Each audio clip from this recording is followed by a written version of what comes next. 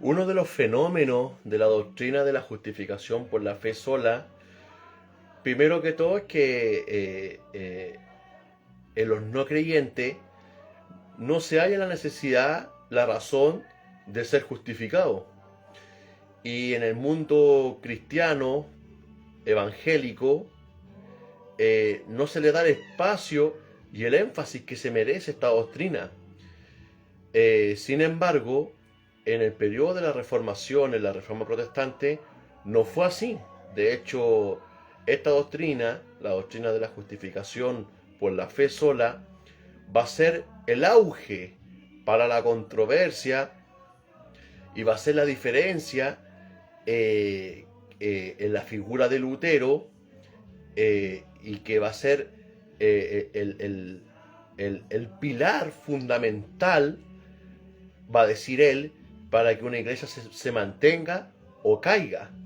Entonces, permítanme en esta cápsula transportarlos brevemente a 1515. Tenemos a Lutero con otros profesores que fueron llamados a impartir clases, dar charlas en una universidad que estaba impartiendo en Wittenberg. Entonces Lutero, con Melanchthon y otros autores, van como profesor a dar a un número de alumnos clases de teología. Entonces tenemos a Lutero impartiendo clase en ese entonces del libro de Romanos, del libro de los Salmos, de la Biblia.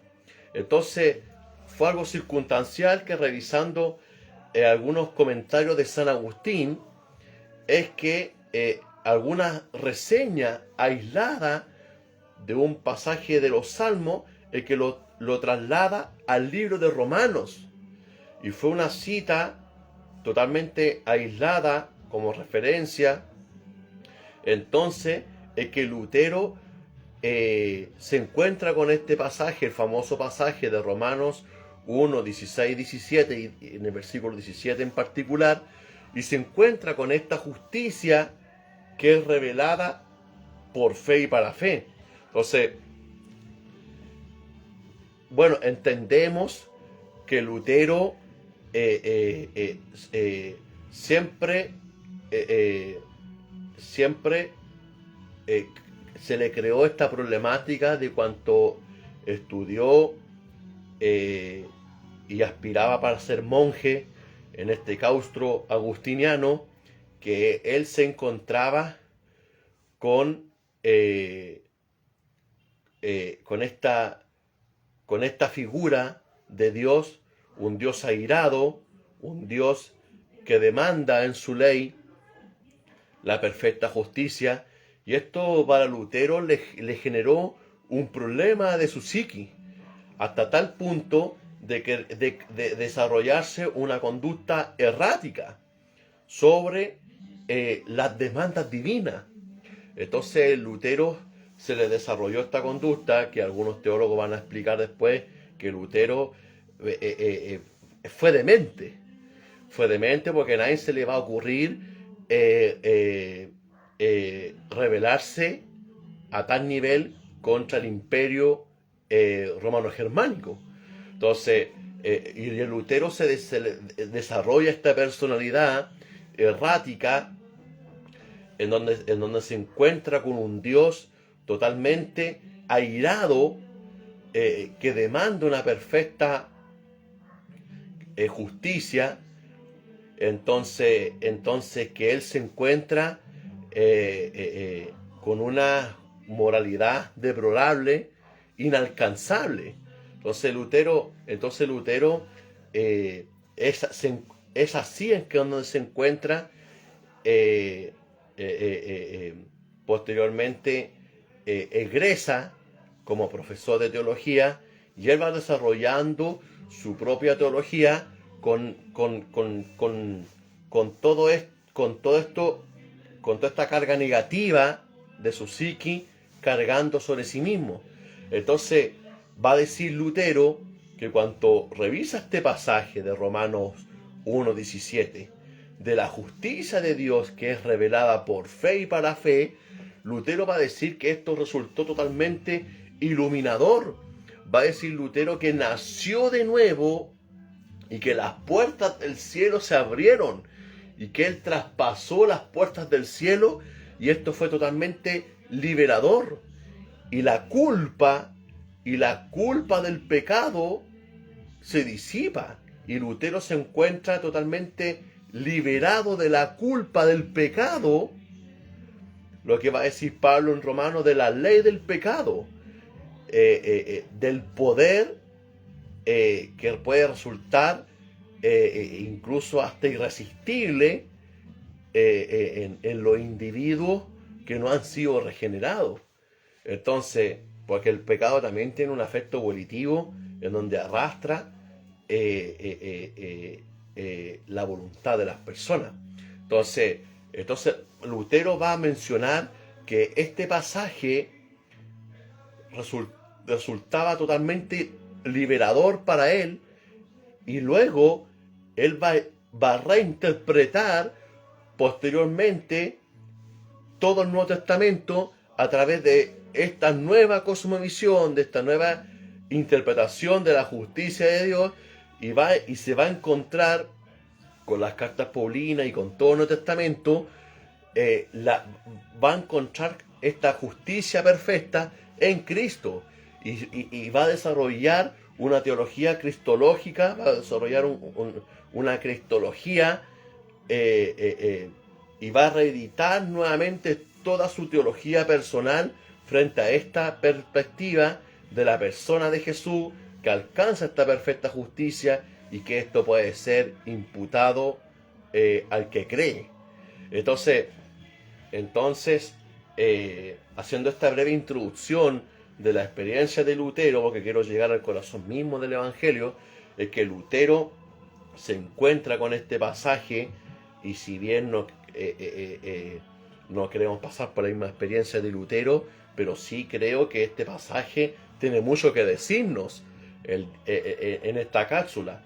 Entonces voy a mencionar brevemente lo que Pablo nos quiere decir con esta justicia. El primer planteamiento, el primer cuestionamiento que uno se podría hacer es en qué posición uno se encontraría frente a la presencia de Dios, en qué posición o en qué posición uno demandaría si ser culpable o ser absuelto. Entonces, hemos visto videos de sentencias de las reacciones de personas que están condenadas a cadena capital, a pena capital, sentencias de muerte, y hemos visto videos de cómo son las reacciones de algunos presos que reaccionan frente a la sentencia de la pena capital o cadena perpetua, etcétera. Y se han visto presos que han reaccionado de manera súper insólita, personas que se han puesto a llorar, gente que se tira al piso, gente que se golpea, gente totalmente indolente, que le muestran totalmente una indiferencia frente a la sentencia del juez. Y tú puedes ver varios videos, registros que hay en donde cómo son las reacciones de algunos presos frente a la sentencia de un tribunal. Y ese es el primer cuestionamiento, cómo uno respondería frente y cómo uno creería que uno se podría encontrar frente al tribunal divino. Entonces, y eso es uno de los planteamientos que va a presentar Lutero, o sea, en qué posición uno se encuentra frente a las demandas de la ley. Entonces, por eso Lutero resulta totalmente liberador la justicia de Cristo. Y eso es interesante. Permítanme hacer una definición técnica primero. En las teologías sistemáticas van a hablar de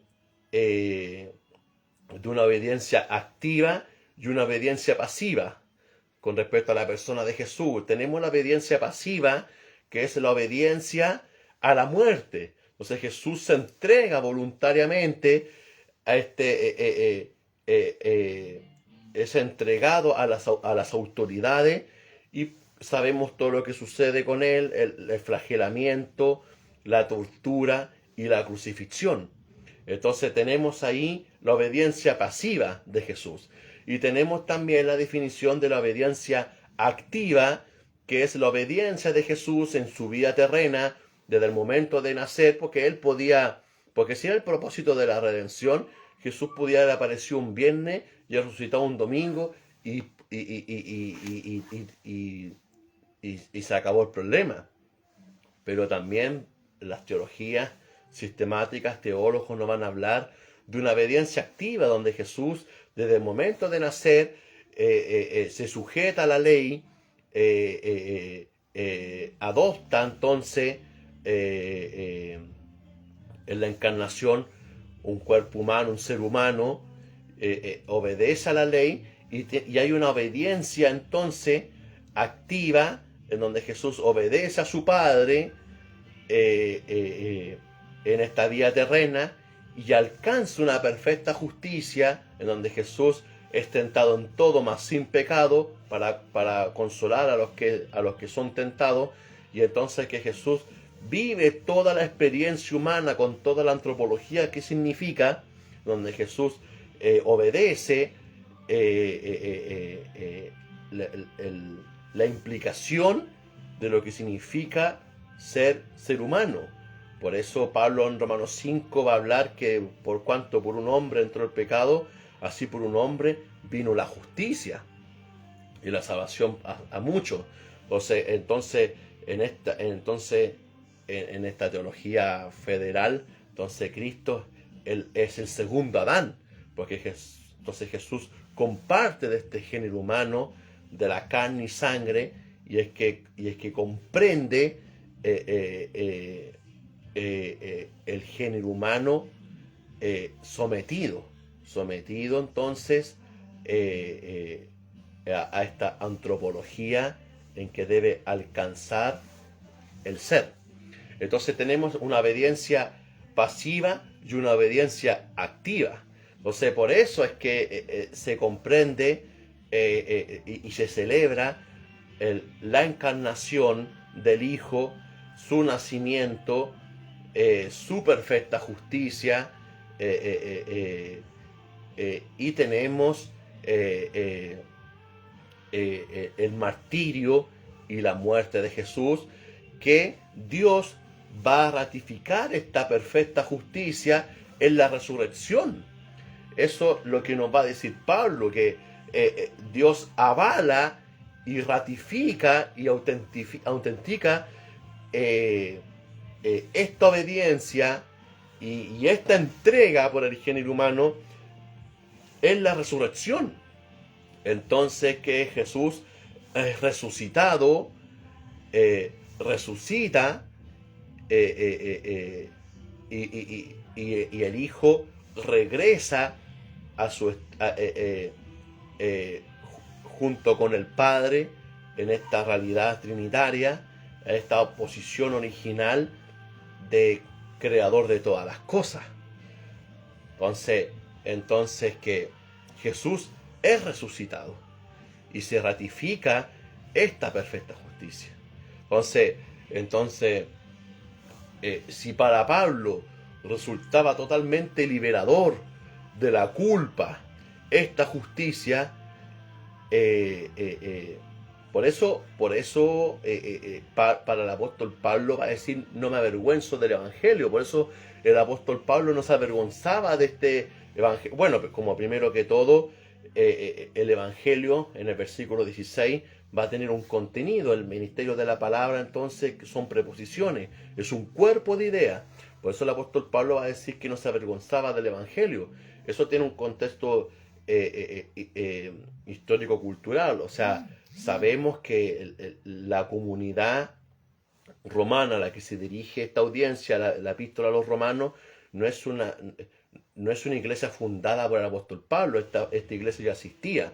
Por eso el apóstol Pablo hace una exposición de su teología. Por eso vamos a encontrar, junto con Efesios y partes de Colosenses, una teología sistemática del pensamiento del apóstol Pablo.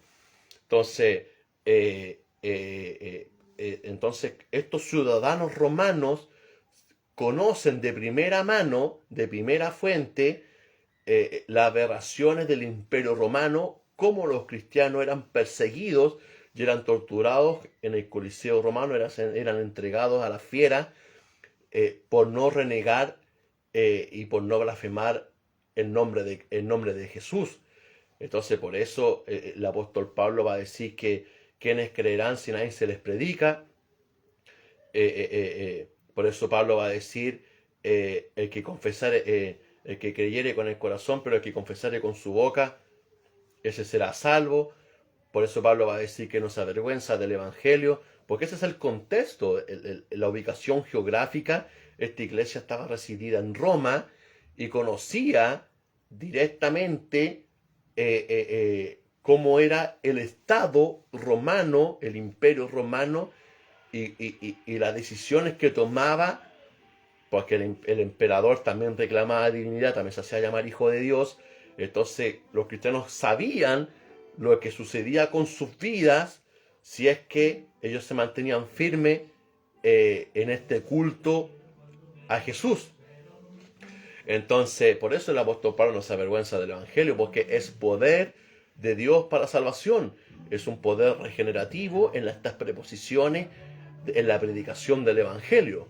Entonces, esta justicia, y es interesante como el apóstol Pablo va a decir que esta justicia es revelada por fe y para fe.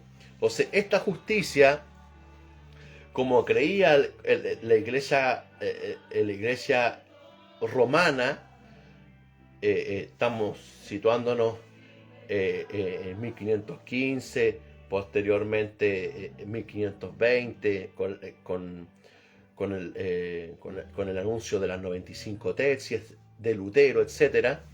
Entonces que esta justicia que es revelada por fe y para fe, no es la justicia de este atributo incomunicable de Dios, no es lo que Dios demanda en su ley, no es el castigo para quienes no logran alcanzar esta inusual excelencia moral, sino lo que está hablando el apóstol Pablo aquí de esta justicia revelada por fe, es la justicia de Cristo, es la justicia alcanzada por la persona de Jesús, y que ésta puede ser imputada a aquel quien cree estas preposiciones, quienes se adhieren a estas verdades del Evangelio, en la predicación del Evangelio. Por eso no hay que avergonzarse por la eficacia irresistible y poderosa de esta predicación, porque es regenerativa. Estas preposiciones, quienes asienten y quienes recepcionan este mensaje son regenerados. Entonces, por eso el apóstol Pablo no se va a avergonzar, porque ve el poder y la eficacia regenerativa de esta. Entonces, la justicia que se está hablando aquí y que Lutero comprende es la justicia de Cristo. Es la justicia alcanzada en la cruz, y que esta gracia puede ser transferida, esta gracia puede ser transmitida a quienes adoptan, y se les puede imputar de esta justicia. Entonces, que el individuo, si el individuo, entendemos que la regeneración antecede a la fe, que el individuo es el Espíritu Santo, entonces que llegan a un individuo, y la resistencia a esta gracia cesa y el individuo es entregado irresistible y poderosamente a esta gracia. Y el individuo es arrastrado a esta cruz. Y el individuo es regenerado, entonces que es y efectivamente puede ser justificado. Y la persona con todos sus pecados, figurativamente, es crucificada. Y esta justicia que es alcanzada en la persona de Jesús es imputada a tu persona. Entonces que el individuo es justificado. Entonces que Jesús muere por este individuo. Y lo que él alcanzó, la satisfacción de la ira de Dios y de lograr cumplir con esta perfecta justicia, puede cubrirme a mí. Y es que yo puedo ser declarado justo. Y todos mis pecados pueden ser crucificados y Jesús haberse hecho maldito, haberse hecho maldición en la cruz. Es que es pagado el pecado. Por eso Jesús va a decir en la cruz, tetelestai, consumado es, porque eso es un término de contabilidad, que entonces que Jesús da el pago y que esta sangre es derramada y es rociada en el propiciatorio y que esta sangre entonces cubre el propiciatorio y se crea esta redención en donde el Cordero entonces se derrama la sangre y el Cordero muere en propiciación por el que representa, que necesita la redención. Entonces por eso ahora comprendemos la catarsis y la experiencia liberadora de Lutero. Es que Lutero encuentra este pasaje totalmente, encuentra una liberación de la culpa, de todos sus pecados, y se encuentra y alcanza la paz, con Dios, y la guerra con Dios cesa, y se encuentra en esta paz con Dios y consigo mismo, y alcanza realmente y logra comprender lo que significa esta perfecta justicia. Entonces Pablo va a terminar diciendo que esta justicia, la justicia de Cristo, que puede ser imputada para el que cree, esta se vive por fe y para fe. Entonces, primero es interesante que esto es alcanzado por fe. Aquí no hay cabida para un mérito propio.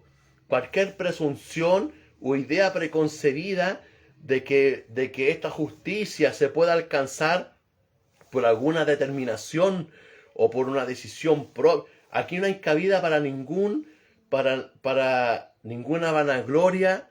Aquí no hay cabida para atribuirse ni un ápice de orgullo de que la persona contribuyó en algo, porque ni siquiera esta fe, en el ejercicio de esta fe, es producida por uno mismo, porque el apóstol Pablo nos va a enseñar de que la fe es un don de Dios, y ese es el problema con la justificación por la fe sola, porque no puede ser que el único ejercicio para recibir este regalo es tener la mano abierta. Siempre tiene que significar un sacrificio humano, siempre tiene que significar un sacrificio significativo de uno mismo, entonces que uno debe entregar algo, y no puede ser que esto sea conferido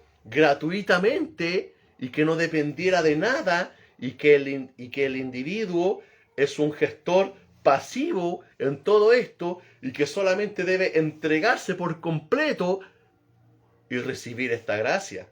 Entonces el apóstol Pablo nos va a enseñar que esta fe aún así viene de Dios, y en el ejercicio de esta fe, sea esta intelectual y que tenga una emoción volitiva donde la persona se entrega a esta gracia, es un don de Dios, para que nadie se gloríe. Entonces, no creamos que contribuimos en algo y que incluso la fe que se llegó a producir dependió de nosotros, porque la regeneración le antecede a la fe. De eso, ese va a ser la problemática de las teologías sinergistas, en donde no pueden creer que la regeneración le anteceda a la fe. En el sinergismo van a decir que la fe es que produce esta regeneración. Pero entendemos en el monergismo que ni siquiera la fe es el sine qua non para esta regeneración, si es que no es el objeto de la fe, que es la persona de Jesús. La fe debe tener un objetivo, debe tener un contenido, que es la persona de Jesucristo. Entonces que esta fe, que es conferida de lo alto, esta iluminación, que viene acompañada entonces con la regeneración, es que el individuo se le imputa esta justicia y es que puede alcanzar esta gracia. Y el apóstol Pablo va a terminar, de aquí termino, que esta justicia se alcanza por fe y para fe. Y eso es interesante, porque el apóstol Pablo, que nos está diciendo que el puntapié inicial en la regeneración se alcanza por fe, pero posteriormente en el peregrinaje y en la vida cristiana, esta justicia también tiene un efecto benefactor, valga la redundancia, en la vida cristiana, en este peregrinaje religioso, en el buen sentido de la palabra, en esta vida de observación religiosa, entregada al Señor, que ésta se vive para fe también. O sea, no solamente el puntapié inicial en la conversión es alcanzada esta justicia, sino que esta justicia, como va a decir el apóstol Pablo, que Jesucristo nos fue hecho a nosotros sabiduría, justificación y santificación. O sea, esta justicia tiene un hecho benefactor para fe también. O sea, posteriormente en esta vida cristiana, es que esta justicia esta justicia no se debe observar solamente en el inicio de la conversión, sino que debemos estar constantemente observando esta justicia en nuestra vida cristiana, que en el momento que cuando tengamos duda, miremos la cruz de Cristo, que cuando en el momento se siembre la duda, cuando tengamos miedo, observemos la justicia de Cristo, que en algún momento, si es que estamos martirizando y nos estamos flagelando por algún pecado, y no tenemos las motivaciones correctas y los recursos correctos, porque creemos que dependemos de nosotros mismos, es que debemos mirar la justicia de Cristo. Y si creemos que estamos martirizando lo estamos martirizando con algún pecado,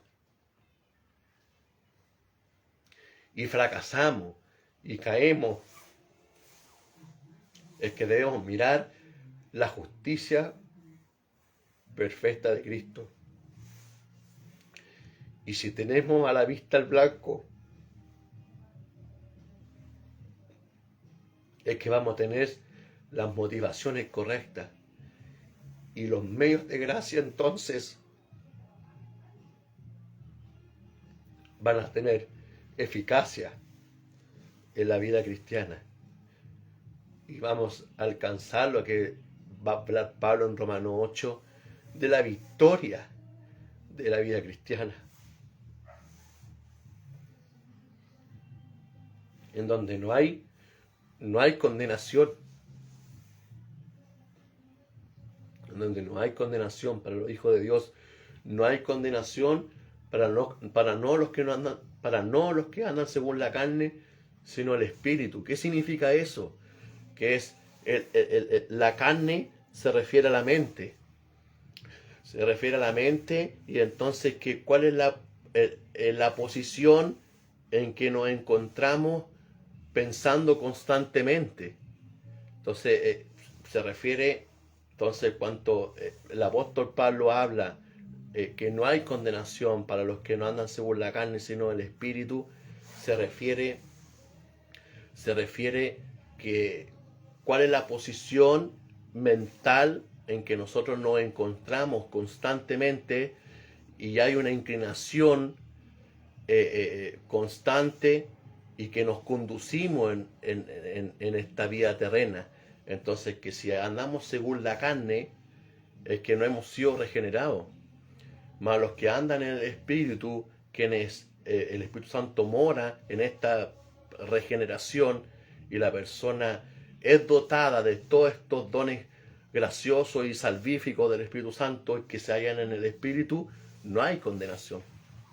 No hay condenación y esa es la vida y esa es la victoria que va a hablar Pablo en Romanos 8, de la victoria de la vida cristiana, en donde si el cristiano ve esta justicia y esta es la realidad objetiva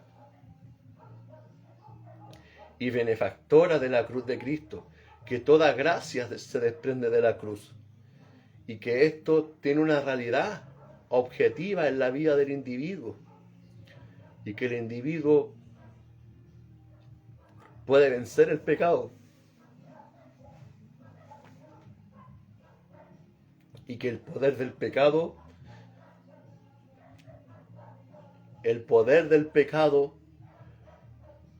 ya no vence al individuo, sino que el individuo puede vencer ahora el pecado. Porque Pablo va a hablar en Romanos 7 que la ley que mora en mis miembros, y Pablo es discutible si se hablaba de sí mismo o en tercera persona, se encontraba en este conflicto en que el hombre quiere agradar a Dios en la ley interna, pero hay una ley en sus miembros.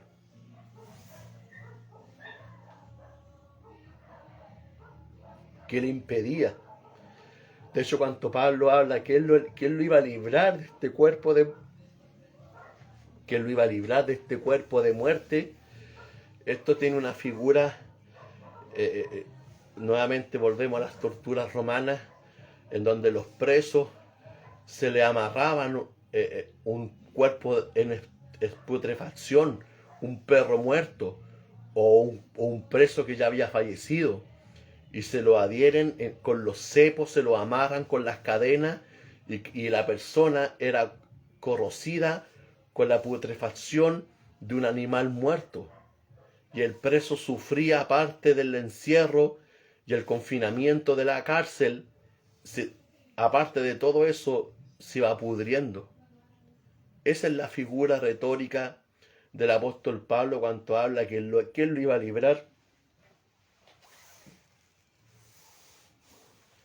de este cuerpo de muerte. Y eso nos habla del énfasis que puede significar el pecado en la persona. Pero no hay condenación.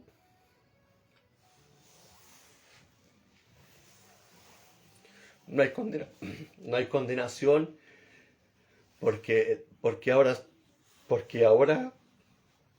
el individuo entonces que es capacitado y puede vencer el pecado. Pero esto puede tener resultados siempre y cuando el hombre se mueve con las motivaciones correctas y los recursos que provee el Espíritu Santo. Porque si crees incluso la mera noción de que dependes de ti mismo, Dios te lo va a hacer saber de que tu voluntad no es fuerte. Y te vas a encontrar que Dios te va a llevar te va a llevar a una situación en que te puedas dar cuenta que no dependes de ti mismo para enfrentar situaciones que tú quieres martirizar de tu persona. Y te vas a dar cuenta que no dependes de ti mismo. Y te vas a rendir. Y te vas a rendir y te vas a decir no puedo.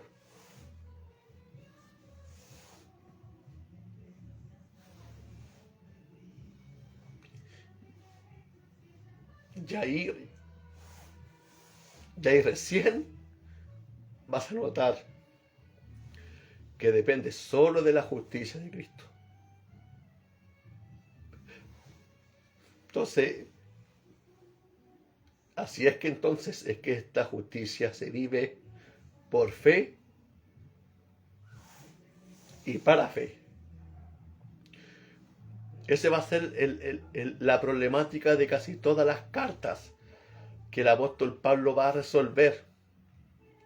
Las cartas paulinas, también del apóstol Pedro, y esa va a ser la problemática de casi todo el Nuevo Testamento, que se estaban introduciendo ideas en donde Cristo, y esto se ve fuertemente en la epístola a los Gálatas, en donde la justicia de Cristo no era suficiente, y que había que incluir elementos del judaísmo entonces, y que el hombre ahora debe contribuir y aportar en esta santificación. Y el apóstol Pablo va a hacer notar que, ya es lo que le va a responder al apóstol Pedro, en este conflicto que tuvo en Gálatas, cuando el apóstol Pablo ve una conducta de hipocresía con el apóstol Pedro y algunas personas que presidían en Galacia. Y el apóstol Pablo le va a responder que él ha muerto. Ya no vivo yo, mas Cristo vive en mí. Y lo que yo ahora yo vivo en la carne,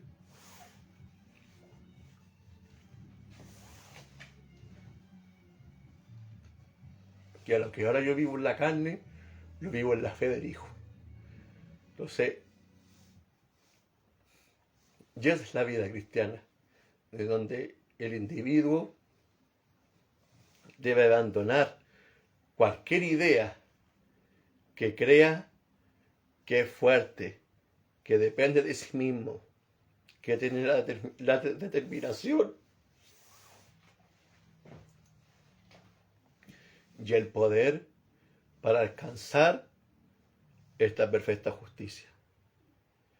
Entonces, poner la mirada solamente en la justicia de Cristo. Esto es que se vive por fe y para fe, para que nadie se gloríe. Y esta justicia entonces que es imputada, viene acompañada con todos los recursos graciosos del Espíritu Santo y que capacita al individuo para llevar esta vida cristiana.